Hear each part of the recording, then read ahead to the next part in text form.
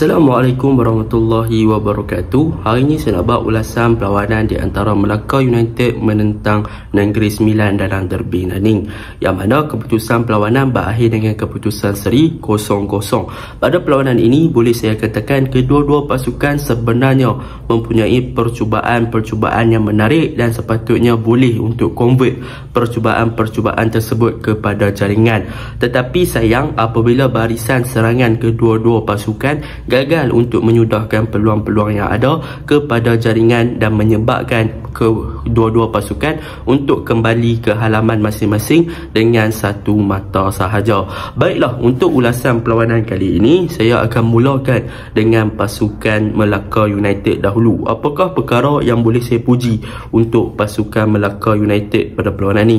Yang pertama yang boleh saya puji adalah tentang midfield mereka yang diketuai oleh Syukri Baharun dan juga Fadil Idris, yang mana boleh saya katakan Fadil dan juga Syukri telah menunjukkan satu corak permainan yang baik di bahagian tengah untuk absorb dan juga untuk mengganggu bahagian serangan pasukan Negeri Sembilan yang boleh dikatakan bermain dengan direct. Dan Syukri yang boleh saya katakan pada perlawanan ini Syukri bertindak dengan sangat bagus daripada segi bertahan. Beliau juga banyak membantu bahagian tengah pasukan Melaka, dan daripada segi menyerang beliau juga banyak terlibat untuk memulakan build up di bahagian tengah untuk pasukan Melaka menyerang untuk menyerang pasukan Negeri Sembilan. Dan boleh dikatakan Syukri suka untuk memulakan serangan daripada tengah ke bahagian kanan bersama dengan Wan Zaharul Nizam pada perlawanan ini. Boleh saya katakan Syukri juga boleh dikatakan sebagai mastermind untuk bahagian tengah pasukan Melaka ketika melakukan serangan dan juga bergandingan dengan Adriano dengan sangat baik, yang mana Adriano juga bertindak sebagai pemain nombor 10 pasukan Melaka pada perlawanan ini bersama dengan Syukri Baharun yang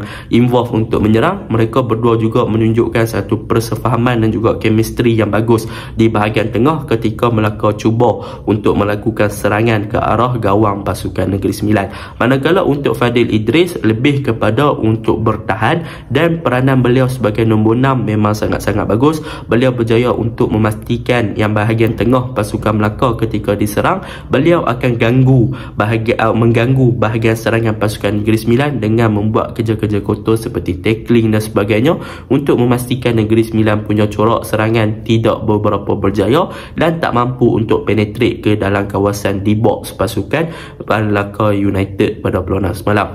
Itu yang pertama.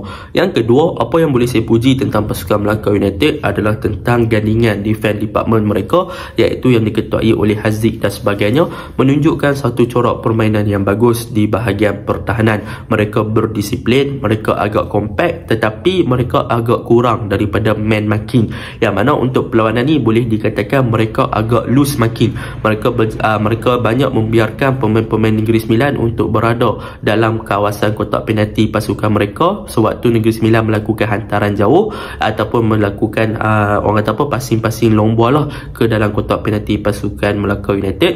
Mereka banyak loose marking, terutamanya kita boleh tengok Gustavo banyak mendapat free heading dan sebagainya, tak ada orang challenge. Tetapi daripada segi disiplin, daripada segi compactness mereka dah bagus, tetapi mereka kurang daripada segi marking, yang menyebabkan banyak pemain-pemain serangan pasukan Negeri Sembilan berada dalam kedudukan yang kosong dan tidak di-challenge oleh siapa untuk melakukan percubaan. Nasib baiklah Gustavo tu tak pandai nak score je, kalau tak kemungkinan Gustavo dah hat-trick pada perlawanan semalam. Dan untuk fullback yang diketuai oleh Syazwal Andik dan juga Wan Amir Rafiq, tapi kat sini saya nak highlight Wan Amir Rafiq sahajalah, yang mana Wan Amir Rafiq di bahagian kanan beliau sangat-sangat bagus. Wan Amir Rafiq banyak buat overlapping, beliau sangat-sangat ofensif, beliau sangat cemerlang untuk game ni boleh saya katakan di bahagian kanan pasukan Melaka United. Beliau tidaklah beliau menunjukkan corak permainan yang konsisten seperti game-game yang sebelum ni, dan saya harapkan Wan Amir Rafiq akan terus konsisten lah di bahagian pertahanan kanan dan untuk membantu bahagian serangan dan juga bahagian pertahanan pasukan Melaka United pada masa-masa yang akan datang. Okey, untuk Ifidayu, kita masuk kepada kekurangan pasukan Melaka. Untuk pasukan Melaka, kekurangan yang paling ketara pada perlawanan ni adalah daripada segi link up play antara bahagian serangan dan juga bahagian tengah, yang mana boleh saya katakan tadi saya dah puji Syukri Bahlul, Adriano di bahagian tengah untuk membantu bahagian serangan dah memang solid, dah memang bagus. Tetapi yang menjadi masalah adalah Ifidayo dan juga pemain-pemain di bahagian hadapan, yang mana Ifidayo boleh dikatakan beliau kembali kepada game pertama Melaka United, yang mana beliau seakan-akan tercari-cari rentak dan tercari-cari arah bagaimana beliau nak link up dengan baik bahagian tengah dan juga bahagian serangan. Boleh dikatakan beliau banyak juga loose positioning, beliau banyak juga deep ke bawah sebab pemain Melaka tak boleh nak supply bola kepada beliau. Tetapi apa yang menyebabkan Ifidayo gagal lagi untuk menyelah pada perlawanan ni adalah disebabkan beliau sendiri yang lambat untuk memahami apa yang dilakukan oleh bahagian tengah pasukan Melaka dan juga bahagian winger pasukan Melaka. Jadi Ifidayo memang terlalu isolate dan kadang-kadang dia terlalu deep ke bawah. Memang positioning dia agak kurang pada game ni. Sepatutnya apabila diletakkan sebagai target man, Ifidayo tahu apa yang perlu dia buat. Positioning is the Positioning is the most important thing untuk seorang striker apabila corak permainan seperti Melaka. Jadi benda itulah yang Melaka kehilangan di bahagian serangan. Walaupun ada beberapa percubaan, tapi overall Ifidayo boleh dikatakan agak loose positioning sebagai seorang striker. Jadi benda tu perlu diperbaiki oleh pasukan Melaka. Dan untuk bahagian tengah, walaupun boleh saya puji kreatif, tetapi yang menjadi masalah adalah persefahaman, yang mana apabila mereka dah mula open game di bahagian kanan bersama dengan Wan Zaharul Nizam dan sebagainya, tetapi kadang-kadang Wan Zaharul Nizam dia suka untuk buat kerja dia sendiri masuk ke tengah dan sebagainya. Beliau gagal untuk membaca apa yang cuba dilakukan oleh rakan-rakan sendiri ketika rakan-rakan buka open, ketika rakan-rakan buka game tu. Jadi apabila Wan Zaharul Nizam buat macam tu, dia akan kehilangan bola. Banyak Melaka United hilang bola di bahagian kanan disebabkan Wan Zaharul Nizam punya decision pada perlawanan semalam. Jadi benda tu yang menyebabkan Melaka tak boleh nak melakukan attacking yang bagus sangatlah. Jadi benda tu perlu diperbaiki oleh pasukan Melaka. Kita masuk kepada pasukan Negeri Sembilan pula.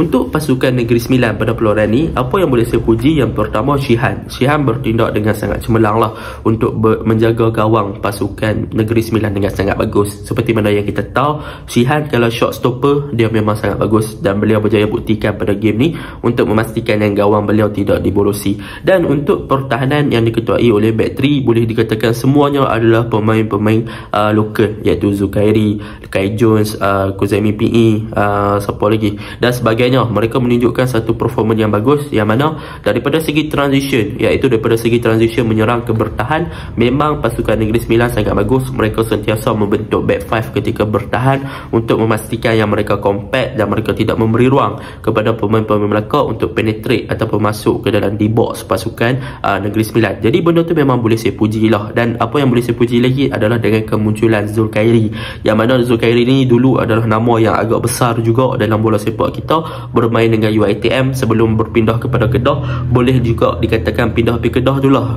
dia punya career agak down dan jarang diturunkan dan sebagainya. Dan bersama Negeri Sembilan ni saya harap dia dapat balik performance dia yang terbaik untuk buktikan yang dia adalah calon masa depan untuk centre back pasukan Malaysia lah. Tetapi saya gembira lah tengok Zulkhairi. Dan yang ketiga, apa yang saya suka tentang pasukan Negeri Sembilan ni, mereka bermain dengan direct mereka bermain dengan direct football. Mereka supply bola pergi depan, supply bola pergi depan, supply bola pergi depan untuk cari Matthew Alves, cari Gustavo dan sebagainya. Benda tu memang sangat-sangat efektif. Mereka berjaya untuk mencari Gustavo, berjaya untuk mencari Matthew Alves dan sebagainya. Tetapi apakah masalah sebenar Negeri Sembilan? Masalah sebenar Negeri Sembilan adalah di bahagian attacking force, yang mana Matthew Alves dan juga Gustavo, kedua-duanya gagal untuk menjaringkan gol. Yang mana kedua-duanya, Gustavo adalah orang yang ganti kursi Aditu disebabkan injured, dan boleh dikatakan masalah serangan pasukan Negeri Sembilan ni sebenarnya terjadi daripada game-game yang sebelum ni lagi. Jadi apabila kemasukan Gustavo tu, saya rasa fan Negeri Sembilan pun mengharapkan yang dia mampu untuk jaringkan gol. Tetapi berdasarkan performance malam, saya tak tahulah apa yang dilakukan oleh Gustavo, yang mana Gustavo sebenarnya semalam banyak peluang, banyak chances, free header, tak ada siapa challenge, banyak percubaan yang sepatutnya dia score tetapi tidak berjaya untuk menjaringkan gol. Saya tak tahu apa yang menjadi punca kepada Gustavo gagal untuk jaringkan gol tu. Walaupun tak ada challenge, tak ada orang yang halang dia dan sebagainya, free header sampai 2-3 tapi tak skor. Kalau yang melakukan shoot menggunakan kaki tu saya faham lah, ada pressure daripada pemain-pemain Melaka untuk close, untuk bagi tekanan. Tetapi daripada segi heading, tanduk, melalui dan sebagainya, jadi benda tu yang perlu dipersoalkan lah. Kenapa bahagian serangan pasukan Negeri Sembilan walaupun dah tukar pemain import baru tetapi gagal untuk memanfaatkan peluang-peluang yang sebenarnya boleh membawa mereka kepada kemenangan. Jadi secara overallnya boleh saya katakan perlawanan kedua-dua pasukan ni seimbang, stabil, dan memang kedua-dua pasukan sering menyerang, tetapi Melaka lebih kepada ball position dan juga Negeri Sembilan lebih kepada direct football sahaja. Tetapi daripada segi overall memang Negeri Sembilan sepatutnya boleh skor lah dengan percubaan-percubaan macam tu, dan sebenarnya Melaka pula dia ada lebih peluang keemasan ataupun peluang yang lebih sepatutnya mereka skor tapi gagal juga untuk skor. Jadi disebabkan ketumpulan bahagian serangan kedua-dua pasukan terpaksa berpuas hatilah dengan keputusan seri 0-0 dan bawa pulang satu mata. Itu sahaja ulasan saya. Assalamualaikum.